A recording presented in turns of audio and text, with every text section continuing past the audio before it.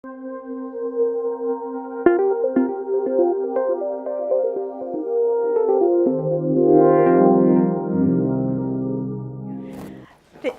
you, Lorraine. Well, I have to say it is great to be here in Chicago because I'm away from the scary Atlanta snow. I think we're becoming famous for our snow now. But I wanted to point out the title of our presentation today, Strategic Positioning of the Privately Held Business and Wealth. I mean, that's a lot of words. But really what we're going to talk about today is change. This is about anticipating change, using it to your advantage, and also recognizing when change needs to be made. So what we're going to do is talk about some of the things we've learned from business owners, from third-party surveys, from our own working with business owners over the years. And we're going to talk about the best approach to business succession planning itself. And one of the things that I like to point out is that all businesses are in transition. They're going to change hands at some point. And you want that change to be by design rather than by default. So we're going to look at how you can make that happen and the things to consider when you're looking at how to make that happen. Then we're going to talk about some changing paradigms, some old thinking, new thinking, changes in thought patterns that are going on with business owners, and then just next steps. So looking at what we know about business owners right now, first thing, I love this slide because this shows where the wealth in this country is created. What this is showing you is that as the net worth of a household increases, so does the probability that there is a privately held business involved in that household. At 1 to 10 million, it's about a 50% chance that there's a privately held business. When you get up over 50 million, it's almost a 90% probability that there's a privately held business. And each one of these segments has unique needs and needs specialized services. And so you want to be sure that you are getting the service in the right niche. So a couple of things going on out there in the world of the business owner is a lot of business owners are now approaching an age where they need to be considering retirement, need to be considering exit planning, and how they're going to accomplish all of that. About 30% of business owners are actually age 65 or older. So that is an important demographic. It indicates that there's a lot of change about to happen in our economy. Along with the aging of the business owners, there's also a projected 10-year business owner change that's coming. About 50% of businesses are going to be sold to a third party over the next 10 years. About a third of them are going to be transitioned down to the next generation. And then about 21% or so are going to be transitioned to employees and internal management. So we've got this, this confluence of events going on that's causing a lot of change. Whoops, wrong way. Couple of things that we know about business right now, really encouraging information that we have is the business focus is actually shifting from being more defensive and worried about making it in the economy to being more proactive and going after the best opportunities. In 2010, a third of business owners were just trying to survive. In 2012, only 13% said that that's how they feel. So now we're shifting to growing the business aggressively. 31% in 2012 started to say that's how they felt. Another thing that's important and encouraging is that business owners are starting to feel confident about their own personal financial goals. So it kind of flips from 6% feeling that they had reached the level that they wanted to reach and were ready to start retiring. Now we're looking at 80% are feeling that way. So another thing that we like to look at when we're talking about the family-owned business is the fact that the family is really kind of, the family includes the business itself. The business is a family member. And let's look at what the business owners are saying they're concerned about. Grant Thornton went out and talked to the business owners, listing 12 issues that business owners say they're struggling with. And they asked the business owners to tell them what was the most difficult and what was the most important to them as far as what they wanted to achieve. The top two things that came up are, first of all, the most difficult and important is resolving conflicts among family members in the business. So we know that family harmony is a critical component of any type of successful business strategy and any type of business succession strategy. The second most difficult and important is actually formulating the succession plan itself. So when you're thinking about transitioning and you know that the business is actually kind of a family member itself, you want to make sure that you can transition that business in a way that will promote family harmony. A survey that we did actually within Wells Fargo tells us the same thing. Maintaining family harmony is very high on the chart as far as what's important. And achieving financial security for the business owner is very critical as well. So let's look at that. If you think about this pyramid, kind of indicating how you move up the ladder or move up this pyramid, looking at this kind of like Maslow's hierarchy of needs. First of all, you've got survival. Cash flow needs have to be met first. So when you're looking, and this is personal cash flow needs.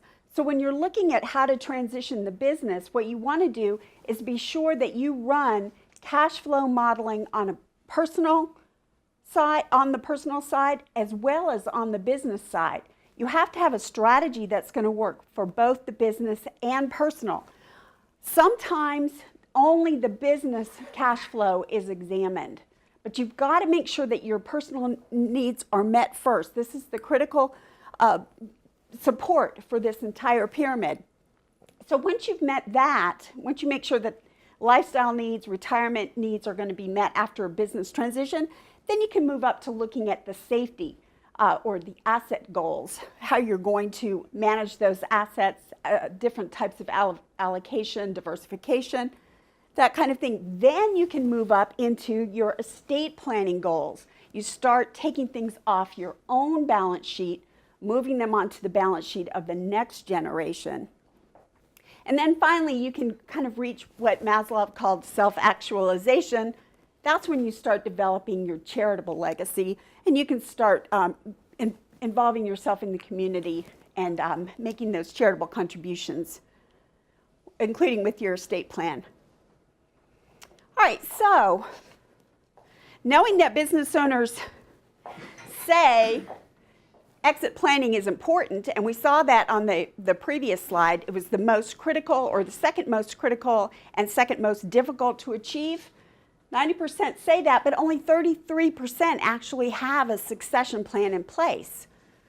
So why would that be? Well, we say that it's the 3 T's that business owners are lacking. That's why they don't have the plan. First off, time. Business owners really don't have the time to take away from what they're building every single day to focus on, well, what's going to happen when I walk out the door. A second thing is training. And when you're talking about a business owner, what that is about is no one has sat down and said, okay, these are the places that your business could ultimately go. This will be the tax effect. This will be the cash flow effect for you personally and for the business. And also, let's consider the family members here. How is that going to play out in your family? So the training is critical. And then finally, the team. So only 29% of business owners actually feel they have a team of advisors that's qualified to help them with this complicated decision-making process. And I kind of think this is funny because if 33% have a plan, only 29% feel their advisors are qualified to help them. Well, what did that other 4% do? I think they kind of took a flying leap of faith and came up with a plan anyway. So let's look at what is needed. How can we help the business owners actually create the business succession plan? What is it that advisors need to do to make this happen for you? Well, the first thing is, what's needed is objective and expert advice.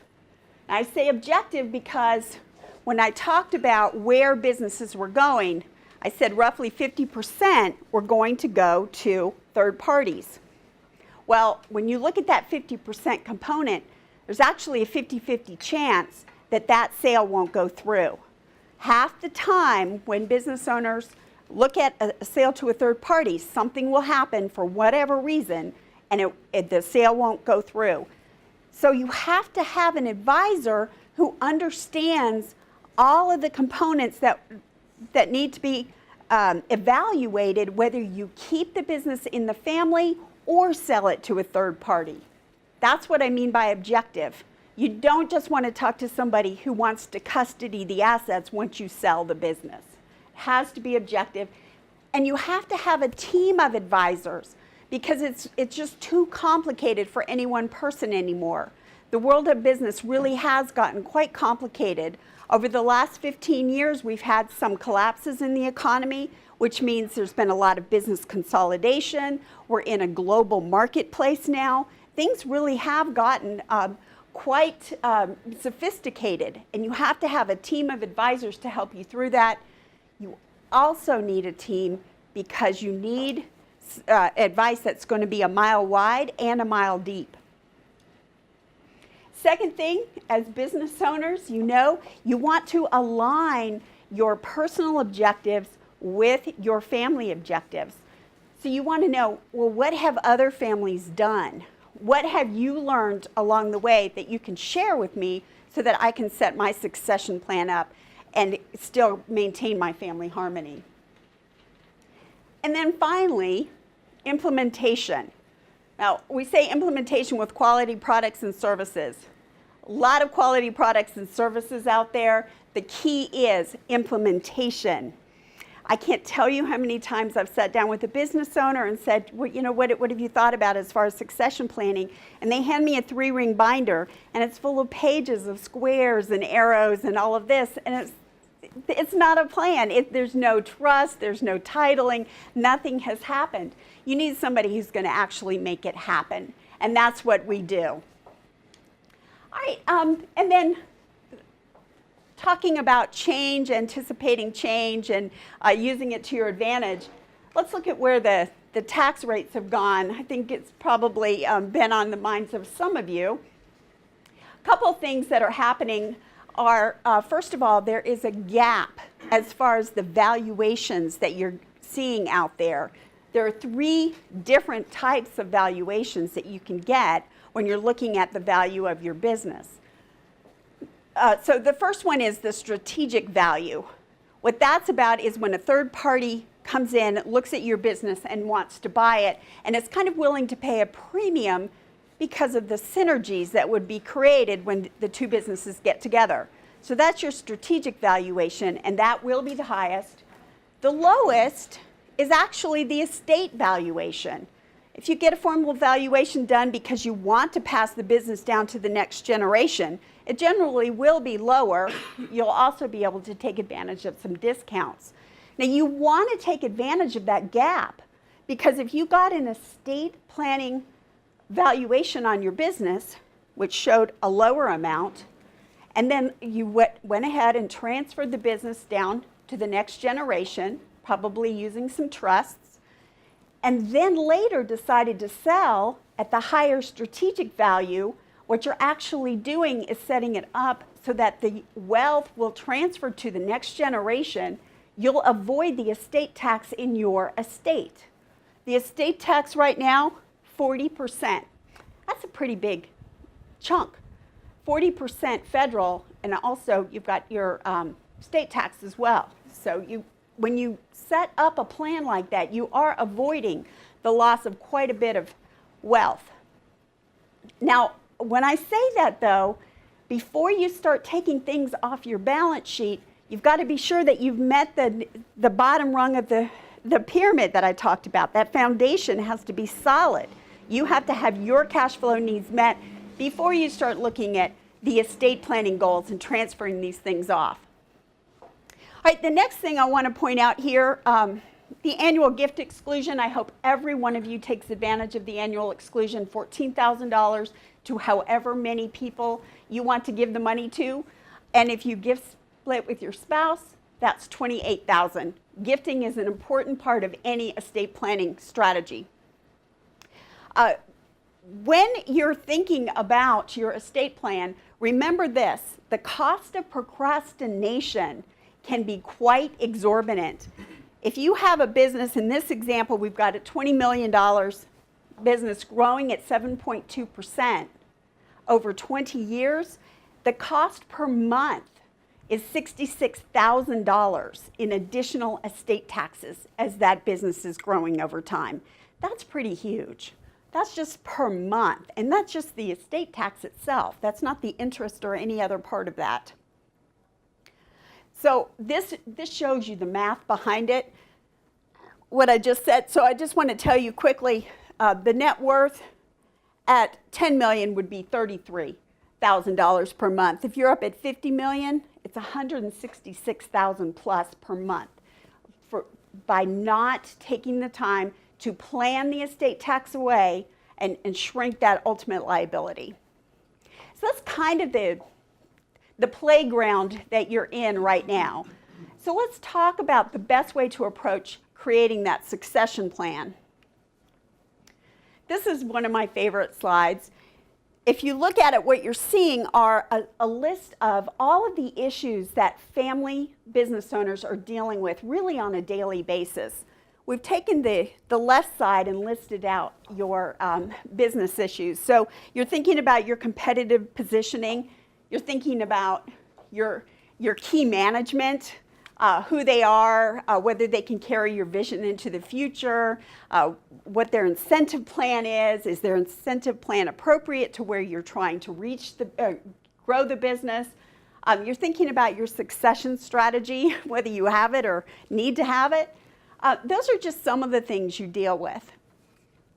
On the right side, you've got a lot of family issues.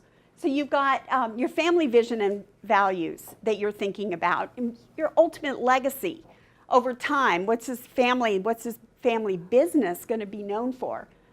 You're also thinking about your personal tax liability. Whether if you have kids in the business, you're thinking about, am I paying them market rate or am I paying them birthright? Those types of things. Community involvement, estate fairness amongst the kids. Sometimes some kids are in the business, some kids are out. How do you make that all work fairly? So that's what you've got going on. And I had one client tell me the circle is his head when he lays down on the pillow at night. The spokes are his hair standing on end when he's thinking, how am I going to make all of this work? So really, when you're working with an advisor on this, if you think about this as a clock, at high noon, it's about your advisors helping you get the most value for your business, and that's either when you sell it or when you pass it to the next generation for the least amount of tax. You absolutely want to structure any type of transfer so you get the least tax hit possible. So at high noon, it's about the dollars. At 6 o'clock, though, it's about Thanksgiving dinner. It's about whether the family can sit down together and enjoy this dinner together in a harmonious fashion. And as hokey as this may sound to you, I want to tell you, I had a client who told me he had helped negotiate an ESOP transfer. He was the son-in-law. His father owned the business. The son-in-law helped negotiate what the sale price would be to the ESOP. The rest of the family was not happy about this. And when my client, the son-in-law, showed up for Thanksgiving dinner, he said that there was not a seat at the table for him. So, I mean, this is real life. So knowing that that's what you're dealing with, what we did is created a strategic planning model. The business owner is right between two strategic plans. The strategic plan for the business over here on the left, and the strategic plan for the family over here on the right. So thinking about the strategic plan for the business, there's really 4 categories of information here, or 4 categories of issues to work through. The first one is about the vision itself, the vision for the business, what you want your competitive positioning to be. Are you muddled in the middle? Are you a niche player? Are you a high quantity, low cost producer? Where are you and where do you want to be? Also, what is your succession strategy? So once you understand that kind of perfect world business, then what you want to do is look at financing for that vision. How are you going to make that happen? Do you have retained earnings? Perhaps you're an S Corp. You can take some tax-free distributions. Or maybe you need to bring in some low-cost debt. Or maybe you need some equity partners to come in. How are you going to make that financing work? Once you understand how you're going to finance that vision, then you want to look at the talent and incentive you have on board to be sure that you're going to accomplish this. So when you think about talent, you're thinking about your A-team players. You want to understand the demographics of your key management team so that you know whether or not that team can carry that vision into the future. They may have gotten you to where you are today, but can those same people carry that vision into the future? And when you look at that, then you have to consider the incentive that you have. Is your incentive actually tied to the strategy you want to see happen? I have to tell you, I'm working with a client right now. They're concerned because they did not exploit the market on a patent they had. Now the patent's expired. They've got a new patent coming in, but they're concerned about the sales team. So I asked them to show me, well, what's your incentive plan? Well, the incentive is based on the profit for the whole company. So when that salesperson sits down at the desk, that salesperson doesn't necessarily see a complete link between the phone call he or she's about to make and the actual bonus at the end of the year. It's all based on the total that the company brings in. So you have to inspect what you expect. If you want your salespeople to perform a certain way, they need to be rewarded based on their own performance. So that's what we mean by tying the incentive to your strategy. All right, you also want to be sure that your key players are positioned and protected. So what do I mean by that? When you're talking about positioning them, what you want is, if you are interested in selling to a third party, you want to be sure that if the third party wants those key managers on board for a certain period of time, that they will be there. So that's how you position them. The second part of the equation, though, is protecting them. Very often, if a new person comes in and wants to take over the business, they might want to get rid of the management team. So do you want to take care of your key managers? So those are things to consider when you're looking at the talent and incentive. So once you've gone through and created the business plan, then you want to go to the other side and create the family strategic plan. And families really do have strategic plans. When you think about it, that really translates to the legacy for your family over time. So part of that is understanding the wealth transfer philosophy. When you transfer wealth, do you want to put it into a trust wrapper to protect from creditors, predators, inabilities, and disabilities?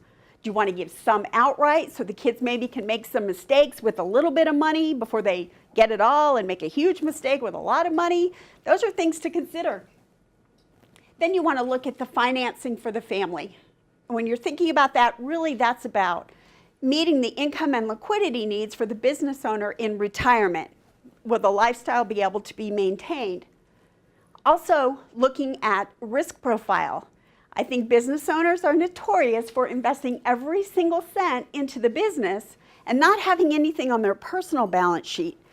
But what you really want to do is keep the business healthy and running and humming along, but also create some financial stability by taking some chips off the table. How can you do that? Those are some things that need to be examined. And then the last part of the financing category is really the hidden liability on the balance sheet of the business. It's over here on the personal side because the estate tax check is actually going to be stroked by the estate, so that's really a burden on the family. But it really is a competitive strategy killer for your business. Because if the business or part of the business had to be sold to pay the estate tax, the business can't survive. So then you move into the talent and incentive for the family, just like you did for the business. If you have family members working in the business, you have to look at the rules for entry. Do you have requirements before certain individuals are given management positions? Do they need to already be groomed elsewhere? Do they need to have a certain level of experience before they're handed that authority and responsibility? And then looking at compensation, I talked about birthright versus market rate. Big issue that happens in family-owned businesses is the kids or the relatives are paid an amount that really is a birthright rate. It's not what they would make on the open market. The problem is you've got some A managers over here. They know what the kids are making. They may not see the salary, but they see the cars, the vacations, the neighborhoods, the schools. They understand. They know if they are being underpaid and the family members are being overpaid. You don't want to do that. So you want to analyze where you are there. And then finally, incentive. Incentive on the family side is about getting the family to play ball with the business and the business to play ball with the family. The way you're going to do that is take a look at, first of all, the estate planning documents themselves, and particularly in the area of valuation planning. I can't tell you how many times I've looked at a will, a trust, and a buy-sell agreement, and when I look at the valuation provisions in each one of them, they're completely different. So that means that that plan is going to blow up when it comes time to actually make it happen. All right, so once you've done the strategic plan for the family and worked through that side of it, then what you're looking for is where things are at cross purpose. For example, you're trying to finance growth for the business, but you're also trying to provide income and liquidity, take some chips off the table for the family. How are you going to make that happen? You have to run the dual cash flow modeling that I was talking about earlier. So those are some of the things that you look for. And then you have a single integrated plan that will work for both sides, keep the family harmony, keep the business healthy. Now this is a special way to look at the alternatives for where your business is going to go. It's a lot of words on the screen, but I'll just tell you quickly what's on here. First thing is understanding what the alternatives are. Where can your business go? I mean, basically ESOP, internal buyout, sale to third party, or down to the next generation. So there's only a finite number of places that this business can go. So what you need to do when thinking about where do I want my business to go is consider what the drivers are for the choice here. Looking at shareholder objectives, that's the business owner's needs and wants, ultimate goals. Then also looking at the industry dynamics and competitive positioning, where you are, where you want to be. Do you want to hang on to get the business to the next level, or maybe do you want to start handing the reins over? And then finally, market conditions. You don't want to miss the crest of the wave. So you always want to keep an eye on what the multiples are out there, so you have an idea of whether or not your business is maybe reaching the top of that crest. You want to hit it before it's going to go back down a trowel. And we're all used to seeing that happen. All right. And then this is just a list of the practical issues and the rationale behind each one of those decisions that you would be making here.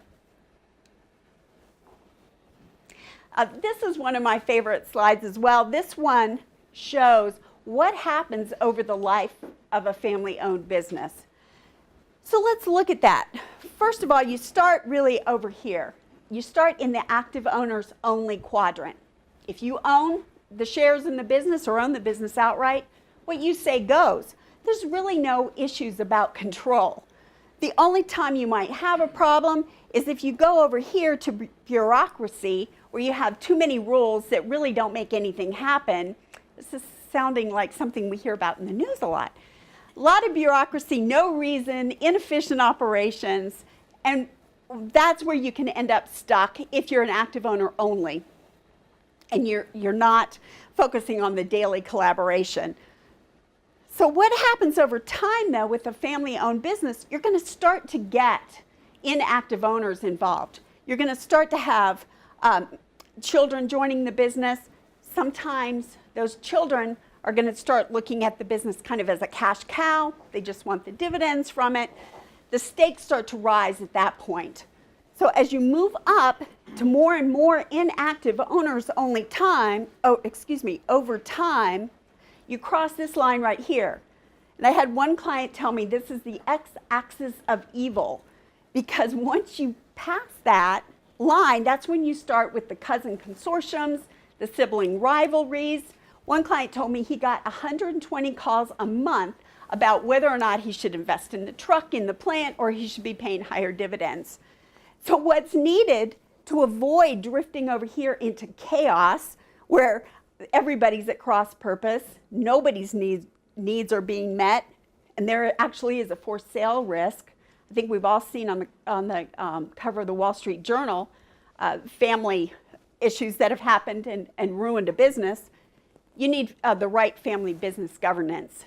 That's where everybody understands the written dividend policy, the rules for entry, promotion, compensation, all of that ironed out in the family business governance. So that's where you want to be in that quadrant.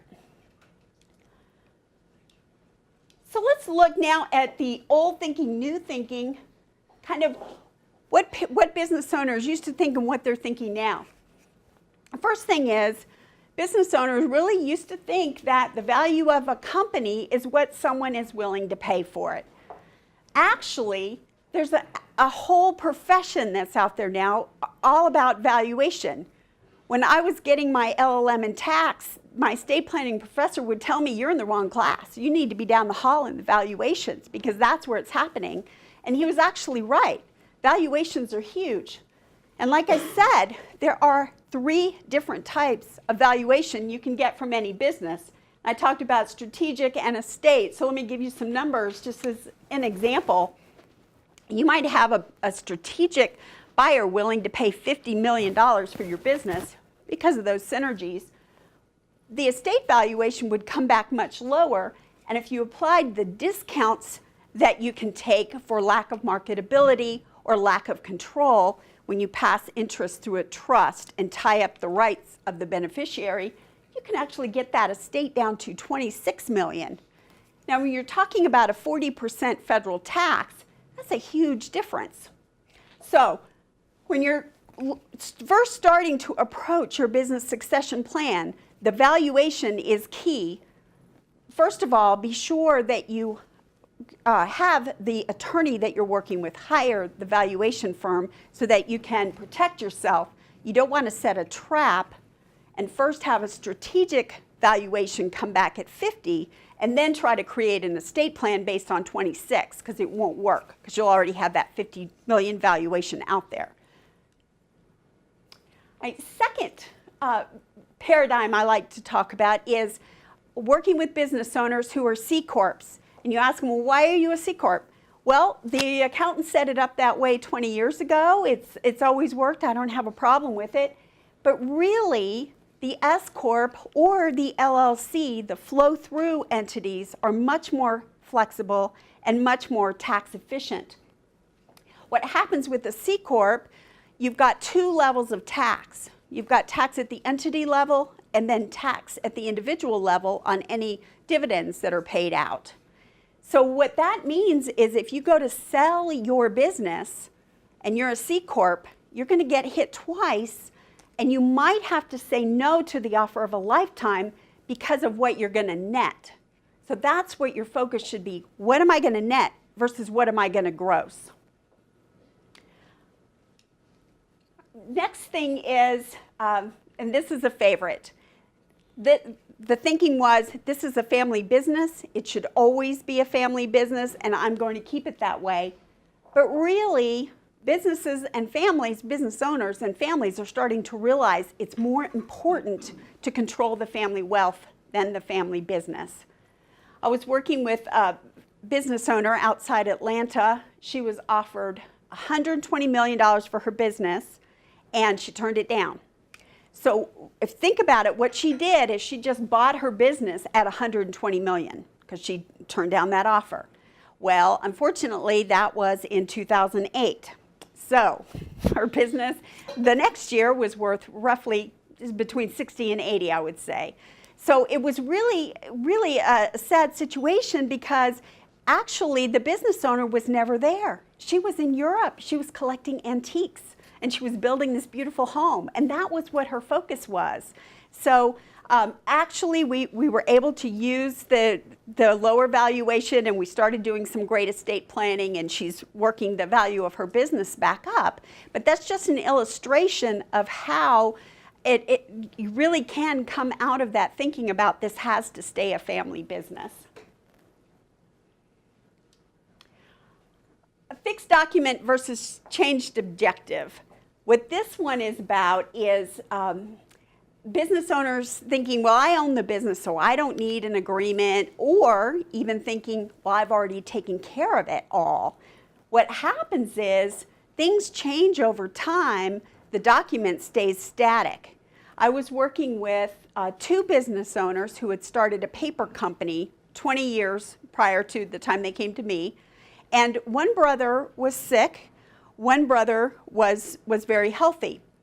They had a buy-sell agreement. We looked at it. The buy-sell provided that the sale was to be at book value. The book value was $8 million. The market on the street would have been $16 million. So that meant that if the sick brother died, the younger brother was going to be able to buy out the sick brother's family at book.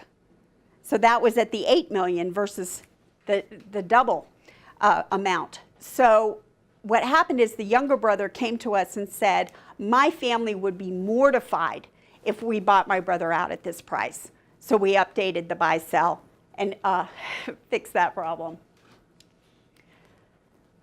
So when you're thinking about your planning, remember that you really do have a freedom of choice. There are articles out there that point out, theoretically, the estate tax is voluntary.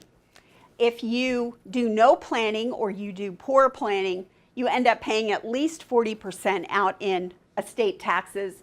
So the family could possibly get 60%. In most states, it would be much less than that. With planning, however, the family gets much more. Charity could get much more. So you take your hard-earned dollars, instead of putting them into the IRS's pocket, you can help your business, your family, and your community. So this is important for you to see because you know we have lawyers. So that's our disclosure.